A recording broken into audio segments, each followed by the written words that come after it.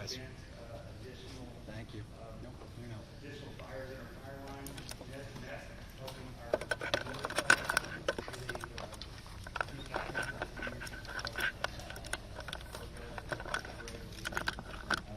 so having more of that and continuation of that over the next couple of days, we're going to significant wildfire.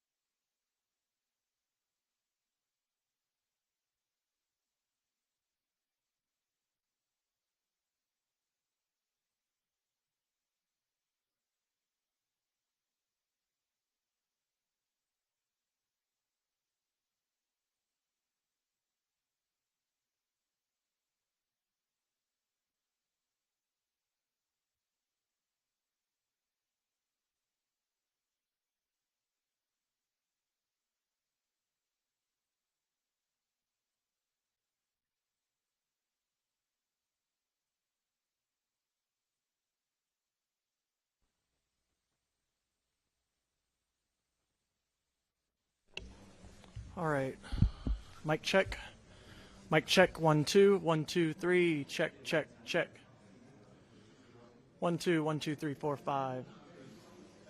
Got any audio? Anybody else? 1 2 check check check check check. Checking sound. 1 2 3. Good.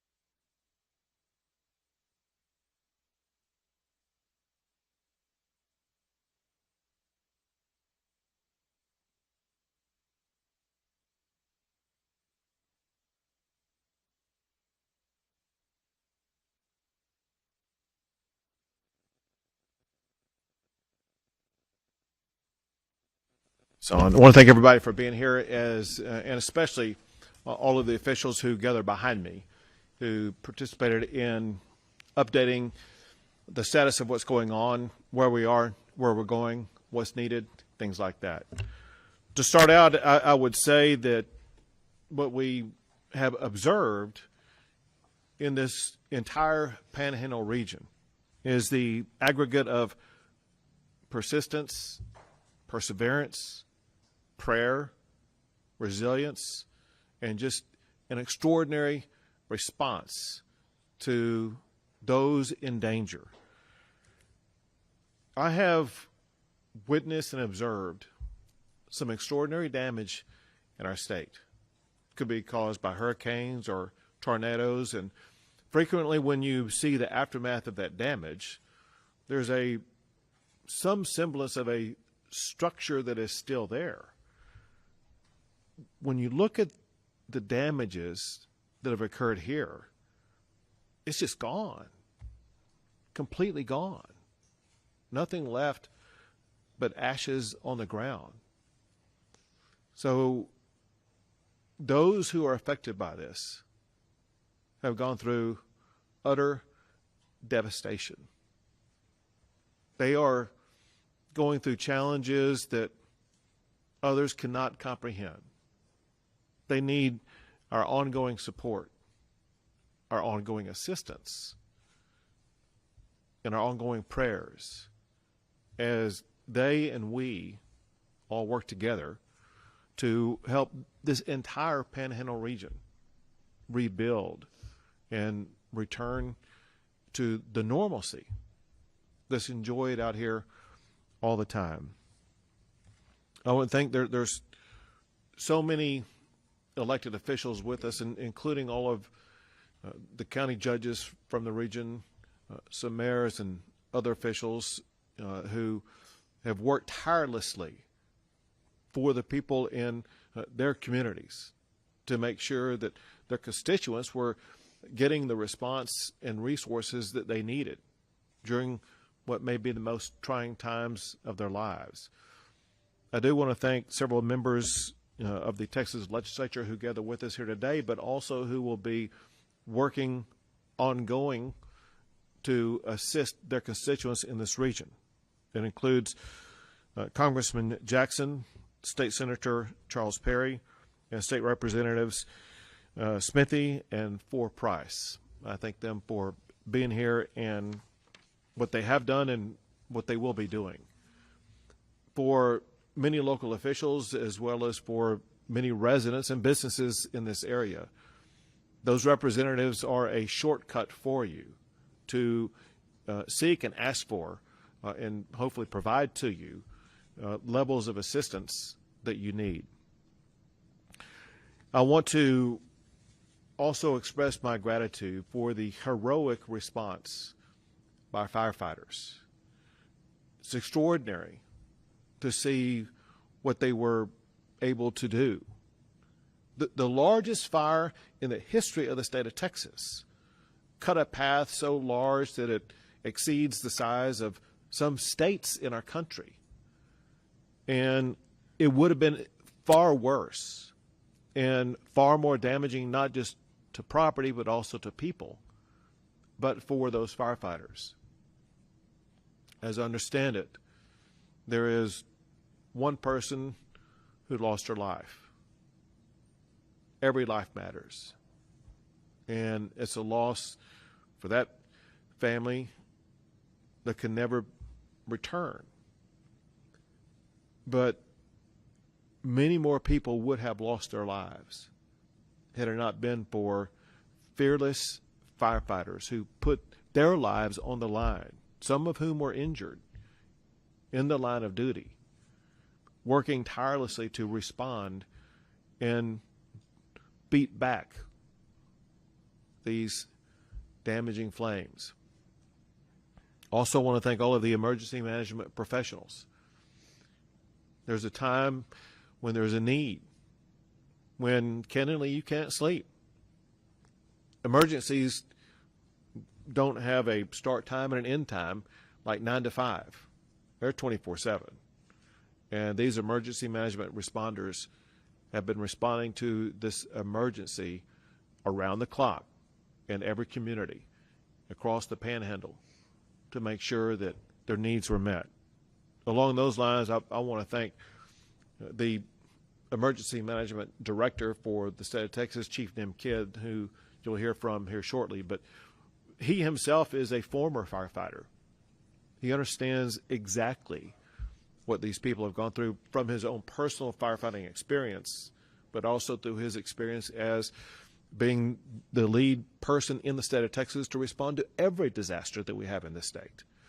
And every official that gathers with us today, representing every jurisdiction affected by this fire, knows that they have had immediate and ongoing constant access to Chief Nim Kidd, who has a primary responsibility, and that's to make sure that the need of every governmental entity in this entire region is met.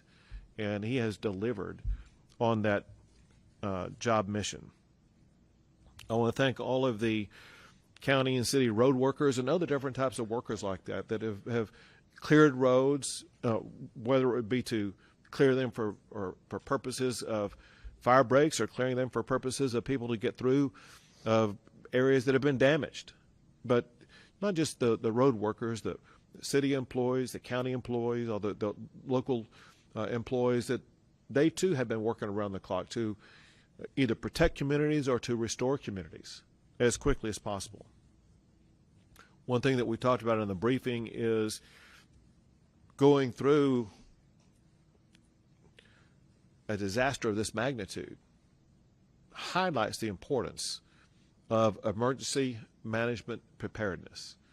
And many communities had emergency management plans that were put into place that proved to be effective, and far more damage would have occurred had those plans not existed and not been executed upon. And I express my gratitude for those who have the plans. There are 14 state agencies and 45 local agencies, all of whom have been working together to make sure that the needs that are extraordinary are being met as we speak, to help address the challenges that are being faced by these local communities. Some early, and I will categorize as premature assessments, show that there are about 400 to 500 structures that have been destroyed. There's no way to say for certainty that's going to be the final number, because there's still the ongoing assessment process. I want to go through several different things that have no particular order, but all of which I would say are important. One is, even though we gather at a beautiful moment in a day right now, everybody needs to understand that we face enormous potential fire dangers as we head into this weekend. No one can let down their guard.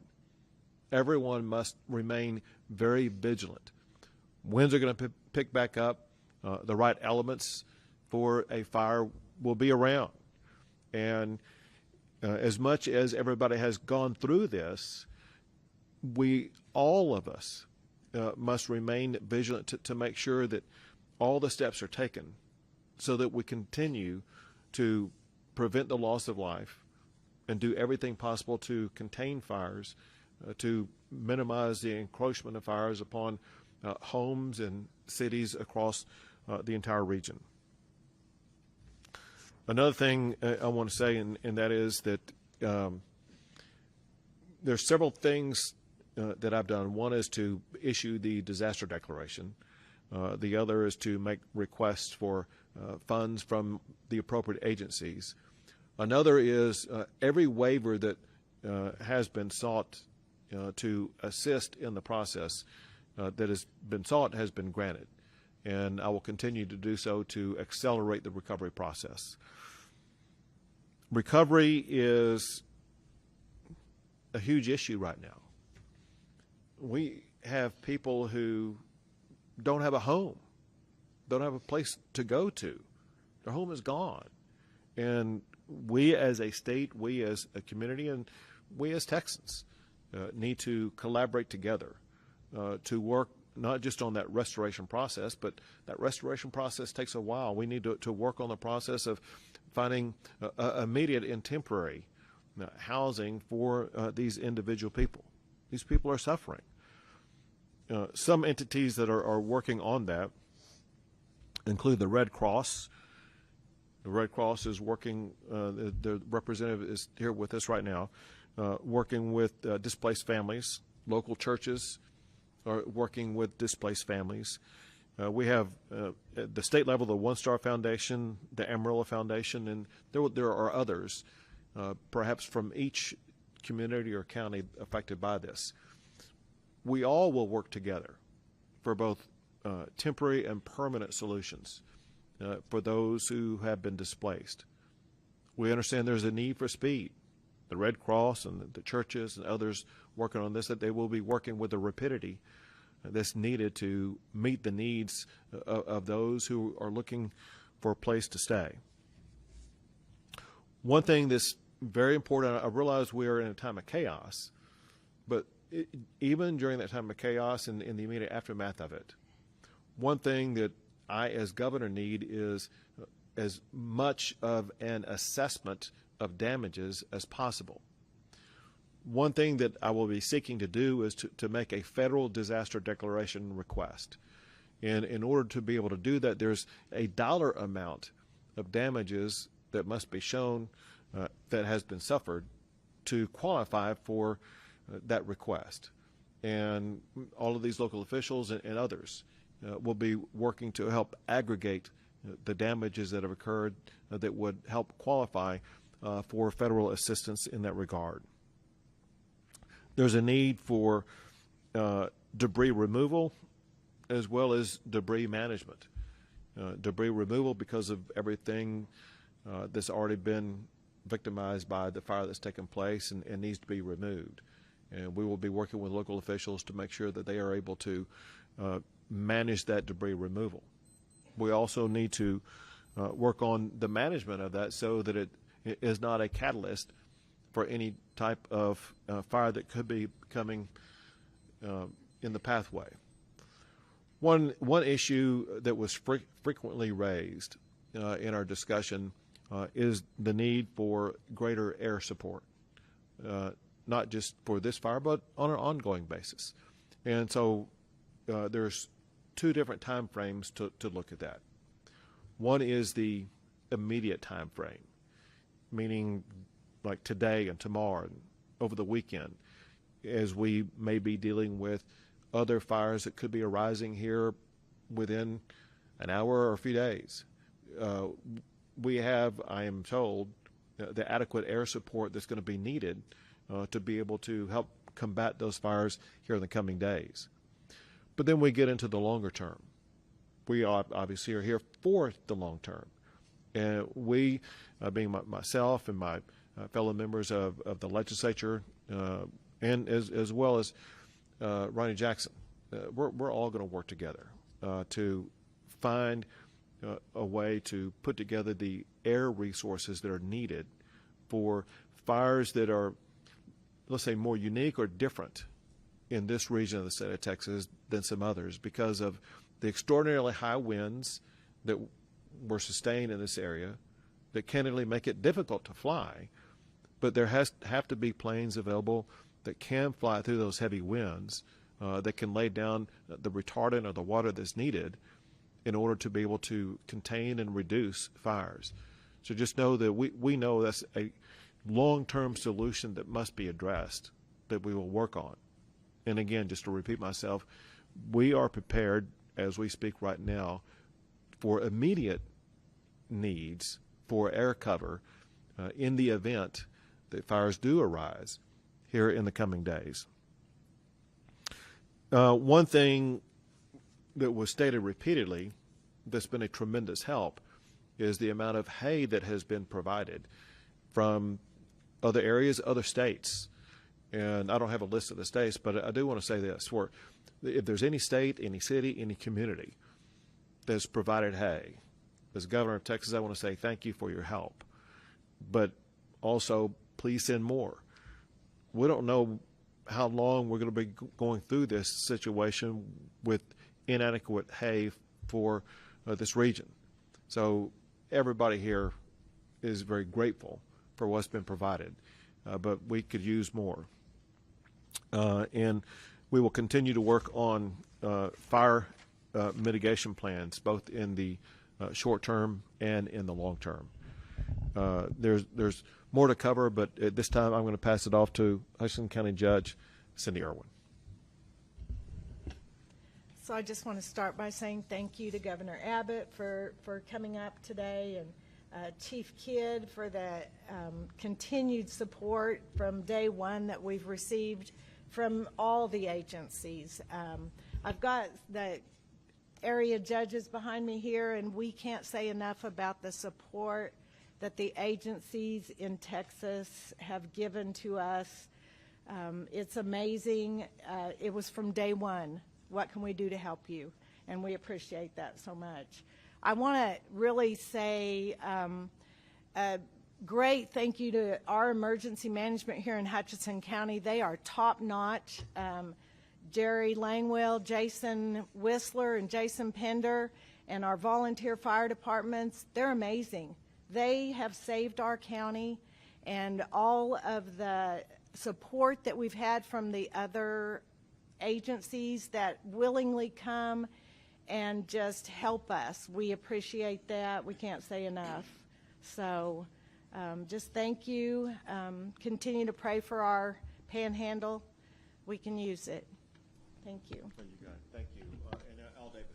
Yes, sir. Thank you very much, Governor. First of all, I want to say that as the director of the Texas A&M Forest Service, our hearts really pine for you here in this region, and we wish you the best prayers in your recovery as we move forward. I want to say, Governor, that Texas A&M Forest Service really values the relationship that we have with the VFDs and all the locals and all the emergency response agencies, and working in support of Chief Kidd. We have a number of resources here on the ground to include aviation, equipment, and most importantly, people. So again, we're here preparing for this weekend. Thank you very much, sir. Now, Chief Kidd. Thank you, Governor. And I want to echo Director Davis's thoughts. Our hearts and prayers are with those that have been devastated by the largest fire in our state's history. And we're not leaving here until the fire is out and until we're well on the path to recovery, and we'll continue to support. A lot of our employees live in the Panhandle. And you see with the other state agencies that are behind us, their families are also impacted by these fires. I can't go any further without praising our firefighters in this area. The men and women that took off from their work and their jobs and left their homes and their families to go and fight fire, it's not just courageous, but they brought expert skill, expertise, training, and really put their lives in harm's way. Now, the governor said it earlier, I'm going to say it again. This is the most devastating wildfire by acreage in our state's history. But for those local first responders, it would have been bigger and it would have been worse. And so my heart's out for them. We will do everything in our power to continue to support them. Going forward, life safety is still our #1 priority. It's the safety of the community and the safety of the responders. I ask all those that will be watching these broadcasts, stay fire aware and weather aware. Continue to listen to these local officials behind you. They ask you to evacuate. If they order you to evacuate, it is for your own safety. There is no wrong decision made in ordering an evacuation. And I can tell you, mayors and county judges have the toughest job on the planet in deciding when to do that. They get beat up all the time after the fact because your life got saved and your home got saved because you were asked to evacuate. But if you were asked to evacuate over this coming week or this coming weekend because of the fire conditions, please have a plan, know where you're going to go, and have your vehicle full of fuel and ready to go. Life safety is our #1 priority. Property protection is our #2 priority. Please continue to support your local responders and the state resources that we have brought in. They are moving around 24 hours a day trying to make sure that we're getting ahead of this fire, containing the ones and gaining containment on the ones that we have. And I also need your help in let's go through this weekend with no new starts. Over 90% of wildfires are human caused. We've got to get the message out, no new starts. We do not want to divert resources from our existing fires onto a new start fire. Finally, the state resources that are here have come from far and wide, Governor. We've got them from down as far as the Valley into Houston and in the Woodlands, San Antonio, up the I-35 corridor. We will continue to push resources in here, ground resources, heavy equipment, and aircraft in here as long as they're needed. As we focus on recovery, the recovery mission will be long-term. We need immediate terms right now. Thank you to all of the faith-based organizations that are stepping up with the sheltering operation, but sheltering will turn to temporary housing. We will continue to work with the state agencies that are not represented here yet, but will be, for state housing missions that we can work through, and our federal government partners. And finally, donations management is usually what we call the disaster after the disaster. Thank you very much to all of those that are donating. Please go to the websites and listen to your local officials about the donations that are needed, and continue to donate. And cash is always the right size and the right color. So thank you very much. Thank you. We'll take a few questions. Recognizing there was extreme fire behavior, extreme winds, we've had a number of people that have told us that they felt the fire approach, that there was little or no warning, and they felt even public safety didn't realize how fast things moved. Were the warnings adequate? Was there anything that slowed or delayed them? Anything you done to improve them if we have more fire dangers? Yeah, that's a very good question, and it's been asked a lot. And I want to, talking to our local partners here, your local TV meteorologists have been talking about fire conditions of last Tuesday for the last 7 to 10 days. Out of the state, we've been pushing those messages out since the Thursday before the fire happened. Listen, this is where it has to be a partnership between the elected officials and the appointed officials, you as the media, and our citizens. That message has been broadcast, and it will continue to be broadcast, and I need you to continue to get it out. But I also need your help in convincing people to pay attention sometimes. It is hard to get the attention of some of our citizens because we spend a lot of time on the phones looking at things that aren't important. Emergency notification systems are great. They are nothing like the situational awareness that I need you to help me instill in our community. We've said it multiple times today. Tomorrow's going to be a bad fire day. There will be people that will be caught by surprise for that, and I need your help in getting that message out. We will continue to push it. Governor, you mentioned one fatality, or possibly a second fatality in Grant County. Could you try to clarify that for us? Sure. So I've heard about the possibility of the second fatality that you mentioned, but have not received confirmation of it yet, and hence I didn't want to report it. Governor, can you talk about the long-term impacting on livestock ranching here in the area? I don't know if you've been in touch with Sid in talking about what ranchers can do to recoup any losses. I know you mentioned hay for livestock and bringing it up here, but is Texas prepared to face an issue with this, livelihood because this was such a rough fire that took out so much ranch land? The short answer is yes. We're prepared to take whatever actions needed. But more precise, there are certain funds that are available, certain grant funds that are available to address issues like this. Those will be looked at to see if they qualify. Other than that, there will be other efforts that can be made. We know that the loss of cattle is extraordinary, but it goes beyond that. I mean, look at the grass they feed on. Look at the fences that kept them in. Different things like that. So we're looking at the big picture holistically about ways in which we can assist both the ranchers and the farmers to be able to recover from this. Yeah, please. Well, hold on a second. And if it's okay, I'd like to add to that a little bit more. Everything the governor said is accurate. We'll continue to work with the Texas Department of Agriculture. But you also have the Texas A&M AgriLife extension agents that are here in each one of these counties, and they're going to continue to be here. The grant process and the state and federal grants for agriculture can be tedious and cumbersome. Our goal is to have in each county a place where those ranchers can go to get the right information about the right grants, because every one of them will have a little different application process.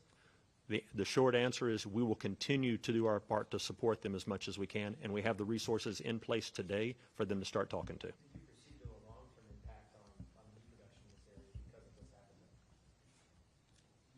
happened? Do we foresee a long-term impact? I really think we need to ask the ranchers that. I mean, there's Roberts County, 90% of that county is burned, right? There's going to be an impact in that county. But for the independent producers, that's a conversation we need to have with them about what that short or long-term impact will be for their organizations.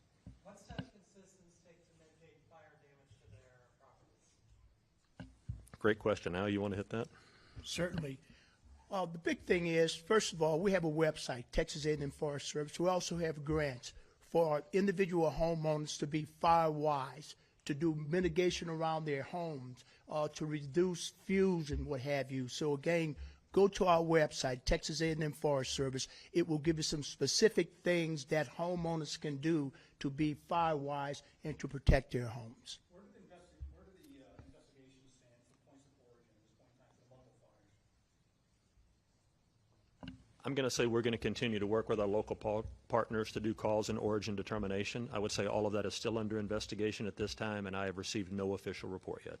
So you mentioned that the cost is part of what will make this a federal disaster. Does cattle and livestock count in that number?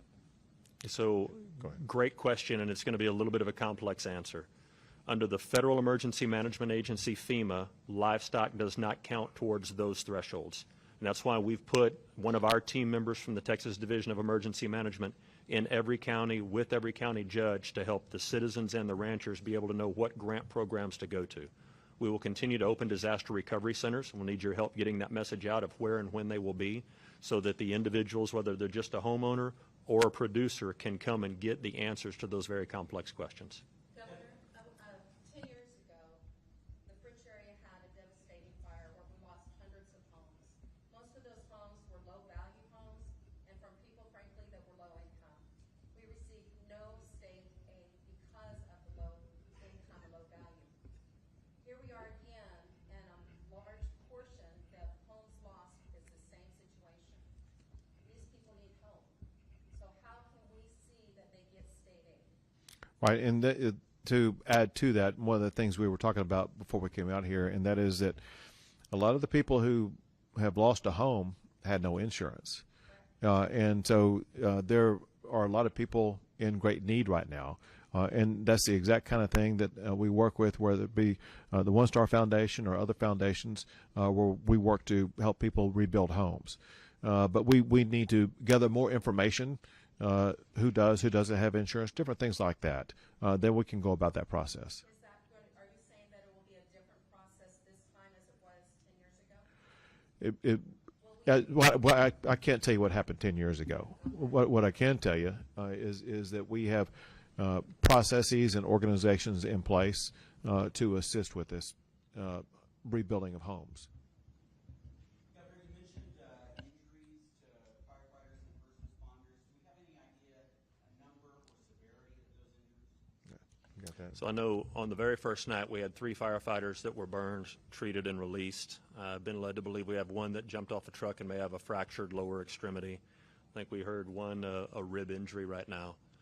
But again, great work by those local first responders and then all the resources coming in. Life safety is our #1 priority, and that will include those responders. I need them to be safe out there. Governor, can you tell us about a federal command structure for dealing with this fire and implementation? Would you said federal and federal what? Working with the federal government as far as like the U.S. Forest Service, Bureau of Land Management, Oh, yeah. as far as the management structure for dealing with this fire. Got it.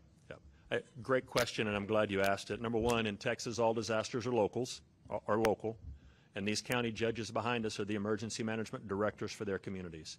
The state resources that are here and any federal resources that come in work at the direction with the blessing and consent of these judges behind us, part one. Part two is we will continue to bring in state and federal partners.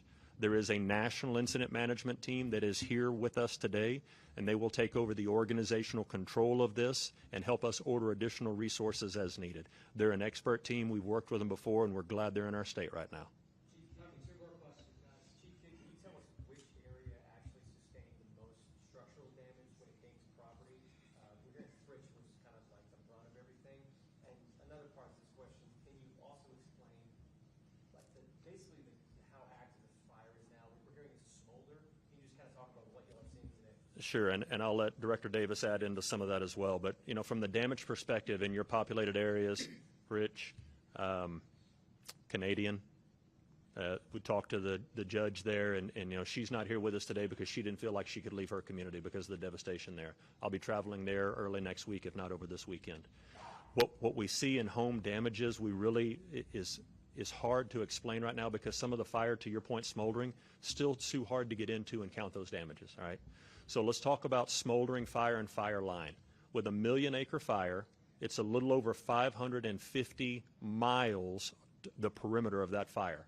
So think about that in sheer scope for a second.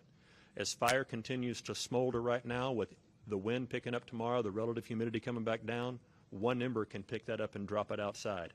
Please do not get wrapped around the axle on containment percentages. Everybody wants to know what percentage contained are we today. I do not want that to lead you to a false sense of security as far as fire weather through this weekend. It's going to be a very active weekend.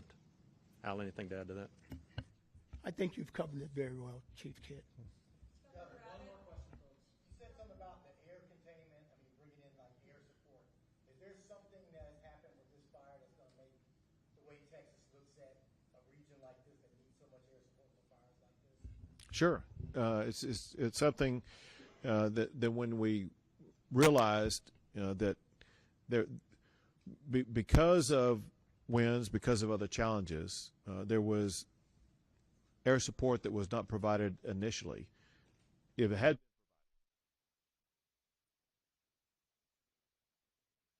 that lets me and other decision makers in Austin, Texas know that if we can provide the type of equipment and personnel that will be able to better fight fires like this, it's something that we need to step up and do. Bottom line is we want to make sure that we don't have a repeat of this type of fire in the future. Maybe the best tool that we could add to the toolbox to prevent a fire like this would be better, different types of planes to make sure that we would be able to drop retardant and other material that would slow or stop a fire.